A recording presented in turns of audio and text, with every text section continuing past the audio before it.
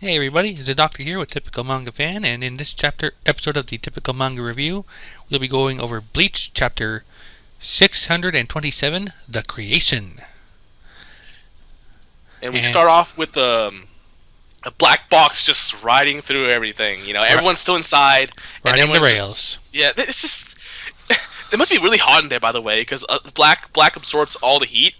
And just like, if it follows the rules of physics, which I feel like it doesn't, it should be really hot in there. If we don't follow the rules of physics, why even worry about it? I know. It's just that Kubo has a habit of following physics at random points and then not following it at others. So it's kind of weird. But anyway, so Yukio reminds them that he doesn't want to do anything, you know? He's not getting out of there. Yeah. And Ganji's just like pissed off because he says, you know, you gotta help us, man, you know?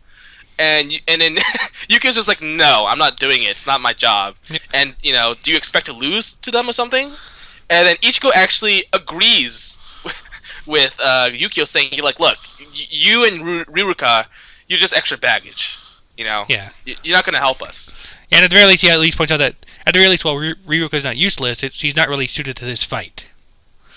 Like, she's not suited to actually fight in this scenario. Yeah, you know, although I would like to point out that if they're Fullbringers, and since the Fullbringers originally came from Hollow-like powers, would they have a sort of advantage, kind of like the Arankars and the Visors, or supposedly the Visors, that, you know, they can poison the Quincy's? It's hard to say here. I mean, if they are more offensively powerful, maybe. But in this case, I think the fact that they're not really like frontline fighters will offset that. I'm assuming that Tsukishima, Giriko, and Ginjo, they're obviously the more attacking types of fighters, and they are also Fullbringers, and they haven't arrived yet. And I think it's telling that they are all training together. Although I wonder what they stay behind for, because Ganju's apparently done with training, and I think he's still a useless piece of crap. So I don't know. But it's like, and then speaking of Ganju, he points out that Ichigo seems to have matured, but then he kind of takes it back and realizes, nope, you've just always been this way. At the fact that Ichigo is actually like being almost leaderly at the moment. Yeah, and then, you know, she points out that, you know, any stuff like she's been to the value screens before, blah blah blah blah, and then he just says, you know, thanks. He basically just says thank you to Riruka, you know, for all the help she's done, and she gets this blush, and I'm just like, oh my gosh, the shippers must be screaming. I mean, it is typical tsundere. Like, she's like, it's not like I did it for. Even the words are it's like the catchphrase. It's the tsundere catchprise. It's not like I did it for your sake or anything. It's just, why do they have to do this moment? Like, it's so unnecessary. This is so, like, it's a good Bleach has never been but Bleach has never been the focus of romance at all. So the fact that Riruka even like blushes with Ichigo, because they implied that she had a crush on him earlier in the Fullbringer arc, it's just like, it's just like, what's the point? They're not gonna, it's not gonna go anywhere. And I'm really certain it's not gonna go anywhere. Yeah, I mean, there's no doubt about that, but it's still a nice little character moment regardless, I think. Yeah, I'm just tired of that type, to be honest with you. Darker type. Now we shift over to these Shinigami, the Soul Reapers, who finally got their gate going, just in time for the Vandenreich city to start crumbling over into Soul Society. Yeah. It's just kind of weird that, everything's being destroyed, even the Vandenreich, the original Vandenreich. And, you know, just as this is happening, you know, the gate's actually being formed. So perfect timing, I guess. But they say, you know, but Shinji says, like, how many more times does the enemy plan on making us bend over? I mean, seriously. So everyone's trying to look up at the sky. Even the Quincy's are like, holy shit, like the ones who defected, like, you know, the Basby and a couple Gluttony others. Girl. Yeah, and Aizen, of course, has no emotion. He just looks up. You know. But now it says, and then we switch back to Ichigo and the gang, and we have Chad, Orihime, Nell, Yoriichi, and Ichigo, you know, saying, okay, we've arrived, let's go. And honestly, to be honest, what is Chad and Orihime doing there? Well, they think at this point they're just there. Are they just supposed to take up space? Well, they are providing nice little annoying glances whenever Ichigo does something. I mean, Nell, okay, I get Nell, because also she has an advantage of being an around car, and Yoriichi, you know, you don't know what she can do. But Orihime and Chad are useless. Well, I mean, I've been repeating myself, but seriously. Orihime at least has being a healer to offset that a little bit. Then they're going to attack her first, right? Well, depending on... Very likely knows everything, right? I mean, Yuabak knows everything, so he should know to attack her first. Pretty much, but like I said, we'll see how that plays out. In the meantime, both sides are actually ready to go. Like the Soul Society gate is open, and Ichigo's black box opens up into the Royal Palace area.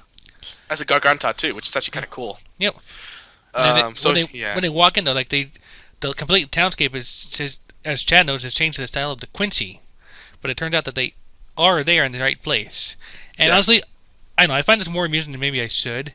It's like they're in the right place. The Royal Palace looks the same, but then Yoruichi is like with like almost as if shouting is like that means Yoak has gone and done a bit of landscaping to reshape the Royal Palace to suit his eye.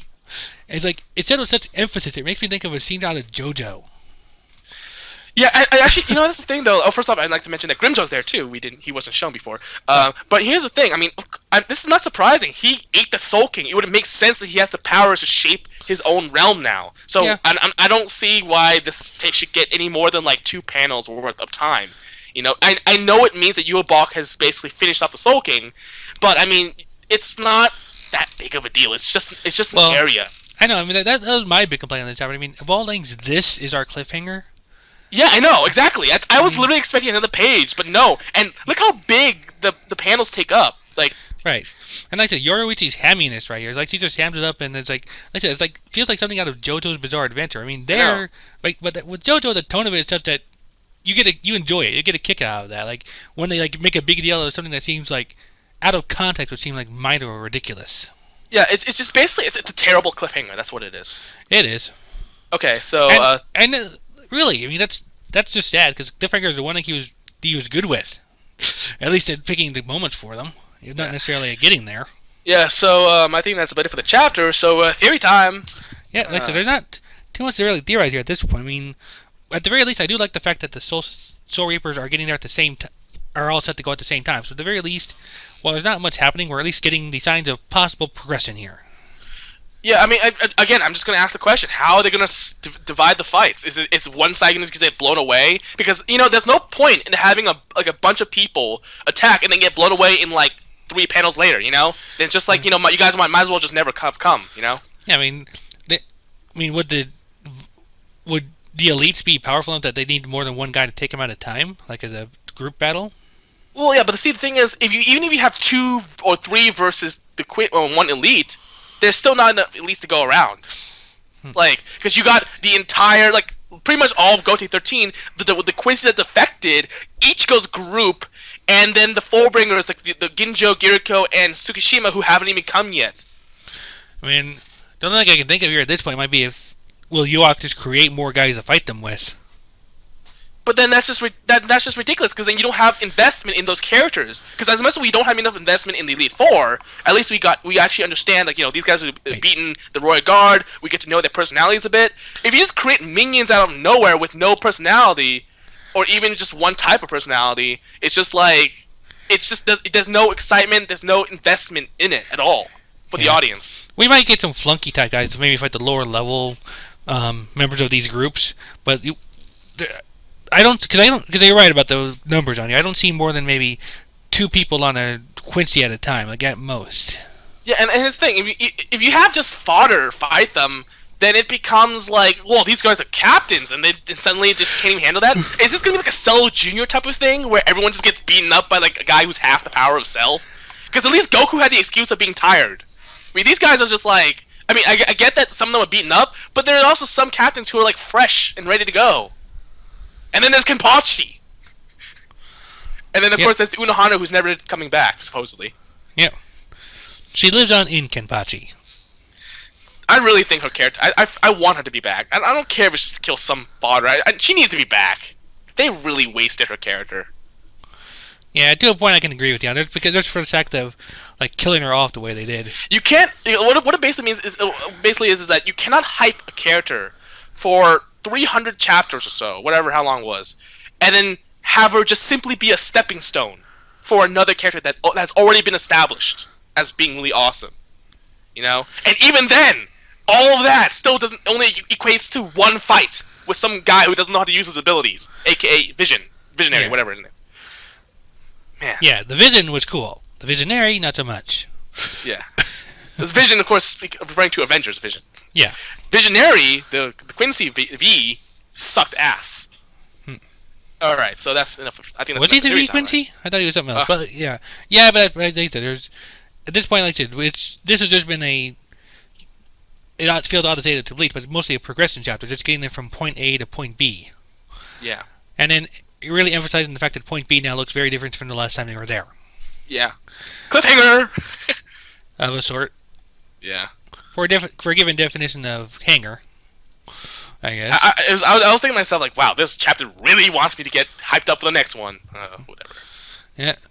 Well, we'll see. Well, we'll see next week if they actually are able to live up to the hype or not. But I don't know. I mean, I'm not really expecting much at this stage, at least as far as that goes.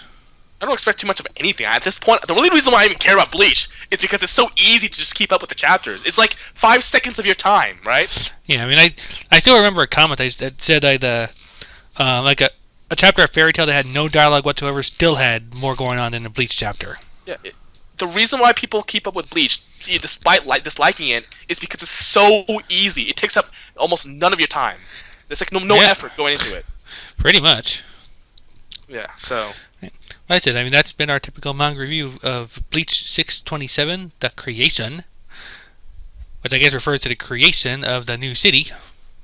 Like I said, if you like typical manga reviews, give us a like, subscribe, etc. And in the meantime, go ahead and take us away. Bye!